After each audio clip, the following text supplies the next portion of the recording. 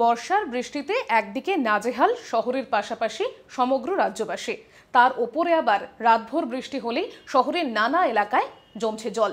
আর তার ফলে যে স্বাভাবিক জীবনযাপন সেটা একেবারে থেমে রয়েছে তেমনটা নয়, এই জমা জল পেরিয়েই চলছে যাতায়াত।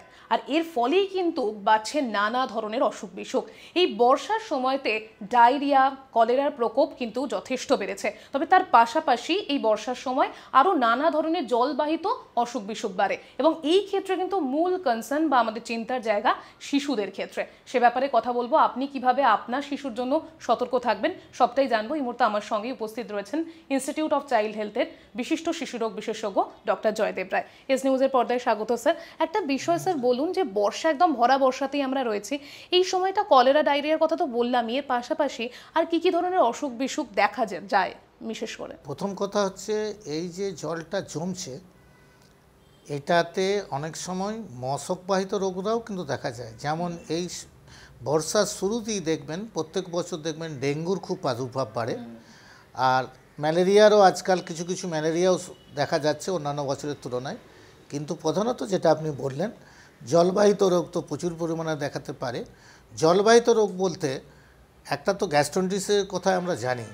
গ্যাস্ট্রোএন্টারাইটিস বাচ্চাদের মধ্যে আরও বেশি কমন, কারণ বড়রা একটু সচেতন হয়ে একটু বিশুদ্ধ পানীয় খেতে পারে, কিন্তু ছোটরা তো অতটা সচেতন থাকে না। সেই জন্য গ্যাস্ট্রোএন্টারাইটিস বাচ্চাদের মধ্যে খুব বেশি দেখা যায়। তাছাড়া আরও যেসব জলবাহিত রোগগুলি হয়, মানে জল থেকে স্যালমোনেলা টাইফি হতে পারে, মানে টাইফয়েড জাতীয় রোগ দেখা যেতে পারে, হেপাটাইটিস এ জাতীয় রোগ দেখা যেতে পারে।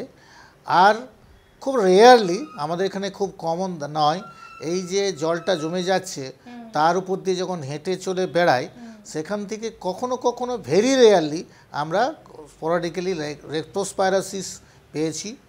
আর যেটা বললে কলেরার কথাটা, আগে যেমন কলেরা হতো ওইভাবে কিন্তু কলেরা এখন কিন্তু আমরা দেখছি না। কলেরা জীবাণু হয়তো প্রতিরোধ হয়েছে ভ্যাকসিন ট্যাকসিন দিয়ে, কিন্তু এখন যেটা দেখা হয় স্পোরাডিক। কয়েকদিন আগে পিকনিক গার্ডেনে একটি লোকের ক্ষেত্রে কলেরা দেখা গেছিলো, কিন্তু সেই কলেরাটা খুব স্পোরাডিকলি দেখা যাচ্ছে। আর এই যে জলের মধ্যে দিয়ে যাচ্ছে সেটা যদি পরিষ্কার না থাকে, তাহলে সেখান থেকে কিছু কিছু স্কিন ইনফেকশান পায় অন্য জায়গা থেকে, সেইগুলো থেকে হতে পারে। এবং বাচ্চারা এই জলে বৃষ্টিতে ভিজতে খুব ভালোবাসে।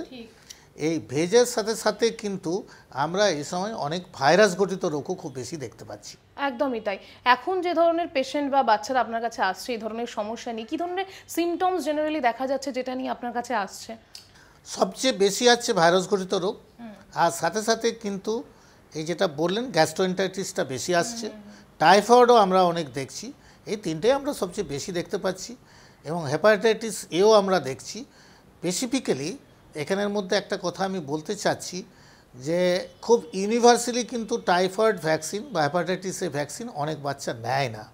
প্রাইভেট চেম্বার থেকে অনেকে নেয়, কিন্তু অ্যাজ এ জেনারেলাইজড হেপাটাইটিস এবং টাইফয়েডটা গভর্নমেন্ট আউটলেটে অনেক সময় দেখা যায় না। এদের মধ্যে কিন্তু টাইফয়েড এবং হেপাটাইটিস এটা খুব বেশি দেখা যাচ্ছে। এইটাই মেন আমরা দেখতে পাচ্ছি। এই জন্য আমি পেরেন্টসদের কিছু অ্যাডভাইস দেব। একদমই স্যার, সেই জায়গাতে তো যাবো, কিন্তু কি ধরনের লক্ষণ দেখতে পাচ্ছেন যখন এই ধরনের সমস্যা নিয়ে বাচ্চারা আসছে? যদি ডায়রিয়ার কথাই বলি, কারণ ডায়রিয়ার ক্ষেত্রে তো আমরা জানি প্রধান একটা মানে লক্ষণ হয় সেটা হচ্ছে পেট খারাপের একটা সমস্যা থাকে। কিন্তু এই পেট খারাপটা অনেক সময় আমরা ইগনোর করি, মানে ভাবি যে একদিন হচ্ছে ঠিক আছে কমে যাবে বা একটু সময় নেবা। এই জায়গাতে কি ধরনের সিমটমস আরো নজরে রাখা দরকার? পেট খারাপের ক্ষেত্রে সবচেয়ে লক্ষণ বারবার কিন্তু নরম পায়খানা হতে পারে, জল জাতীয় পায়খানা হতে পারে। এইটাতে কি হয়, আমাদের শরীরে ডিহাইড্রেশন হয়। ডায়রিয়াতে শিশু মৃত্যুর মেন কারণটা হচ্ছে কিন্তু ডিহাইড্রেশন। আমরা সবসময় ডাক্তারবাবুর কাছে যে বলি পায়খানাটা একটা বন্ধ করার জন্য ওষুধ দিন, এটা কিন্তু ভুল। কারণ যে ইনফেকশনটা ঢুকেছে সেটা যদি পায়খানার সাথে বেরিয়ে যায় সেটা কিন্তু ভালো, কিন্তু সাথে সাথে আমাদের খেয়াল রাখতে হবে শরীর থেকে যেমন জলটা খুব পরিমাণে বেরিয়ে না যায়। তার কারণ ডিহাইড্রেশনটা বাচ্চার জন্য খুব ক্ষতিকারক। সেই জন্যে আমরা কিন্তু এক নম্বর হচ্ছে যাতে না হয় সেইটা প্রিভেনশনের জন্য যাতে বিশুদ্ধ পানীয় খায়। বিশুদ্ধ পানীয় ক্ষেত্রে স্কুলে বাচ্চারা গেলে তাদেরকে আমি বলবো ড্রিঙ্কিং ওয়াটারটা বাচ্চারা যখন ক্যারি করে যত্রতত্র যখন বাচ্চারা এটা যেমন না খায়, যতটা পারেন বাচ্চাদের যেমন ফুটিয়ে খাবারটা খেতে বলবো। তাছাড়া আরও জলবাহিত রোগের যেগুলো প্রাদুর্ভাব হয়, যেগুলো বললাম টাইফয়েড, হেপাটাইটিসে, খাবার আগে কিন্তু হাতটা ধোয়া, বা যখন আপনি শৌচকার্যের মধ্যে যায় সেখানে হাত ধোয়া, বাচ্চারা কিন্তু এটা খেয়াল রাখে না, এটা কিন্তু পেরেন্টসের খেয়াল রাখতে হবে।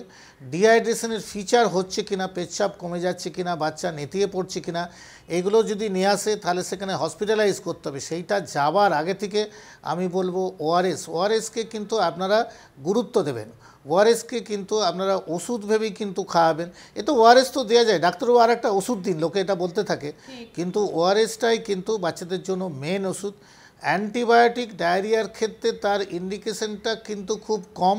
আর একটা সেল মেডিকেশন করবেন না, ডাক্তারবাবুদের কাছে দ্রুত যাবেন, ডাক্তারবাবুকে ডিসিশনটা নিতে দিন কোন ডায়রিয়াতে অ্যান্টিবায়োটিক দেওয়া হবে, কোন ডায়রিয়াতে অ্যান্টিবায়োটিক দেওয়া হবে না। একদমই তাই স্যার। সতর্ক হওয়ার ক্ষেত্রে আপনি জলের কথাটা উল্লেখ করলেন, জলটা ভালো করে খেতে হবে। তো সেই জায়গায় দাঁড়িয়ে সাধারণ জল নাকি এই জলটা খাবার ক্ষেত্রেও আমাদের কিছু মাথায় রাখতে হবে, যাতে আমরা পরিষ্কার জল খাচ্ছি এবং জলটা থেকে জলবাহিত রোগ আর পরবর্তীতে হবে না, সেটা যাতে মানে সিকিওর করা যায়।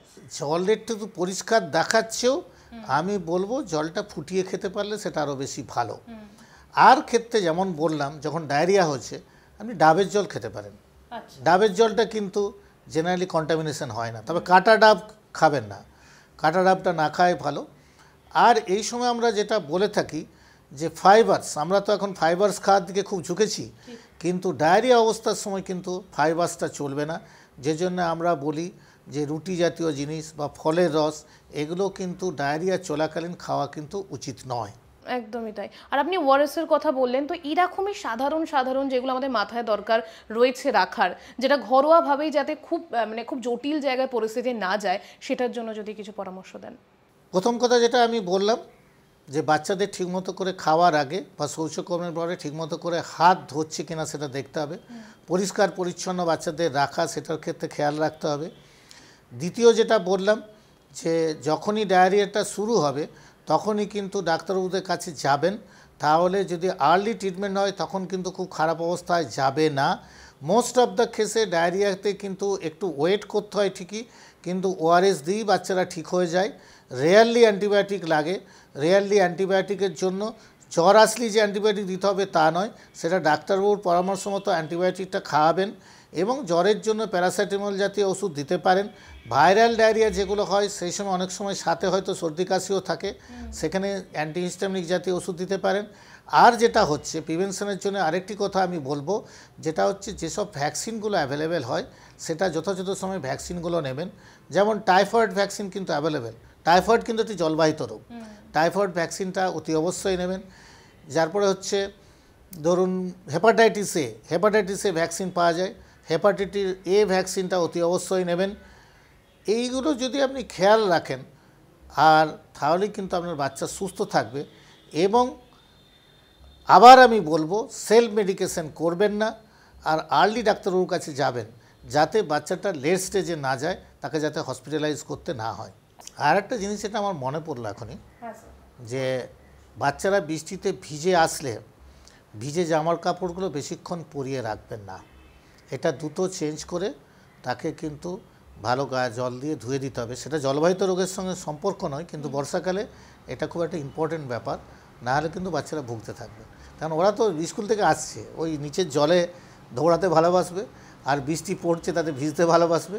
এগুলো বাড়িতে এসে কিন্তু ভালো করে জামা কাপড়গুলো খুলে বাচ্চাকে ড্রাই রাখার চেষ্টা করুন, এবং খুলে সঙ্গে সঙ্গে এসে স্নান করিয়ে নিন, তাহলে বাচ্চারা কিন্তু ভালো থাকবে।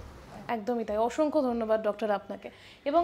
এবং যেহেতু বর্ষার সময় যাচ্ছে, তো এই জায়গায় দাঁড়িয়ে বর্ষার সময় আমরা জানি নানা রকম সংক্রামক রোগ বাড়ে, তার পাশাপাশি জলবাহিত রোগগুলো কিন্তু মাথাচাড়া দেয়। তো সেই জায়গায় দাঁড়িয়ে কি করবেন বৃষ্টির মধ্যেই যেহেতু আমরা রয়েছি, বৃষ্টি রাস্তাতে তো বেরোতেই হচ্ছে, রাস্তায় বেরোবেন তো ঠিকই, তবে শিশুর ক্ষেত্রে বাড়তি যত্ন কিভাবে নিতে হবে, সতর্ক কোথায় থাকতে হবে, সেটাই জানালেন বিশেষজ্ঞ চিকিৎসক ডক্টর জয়দেব রায়। ক্যামেরা রানার সাথে রিয়া রিপোর্ট।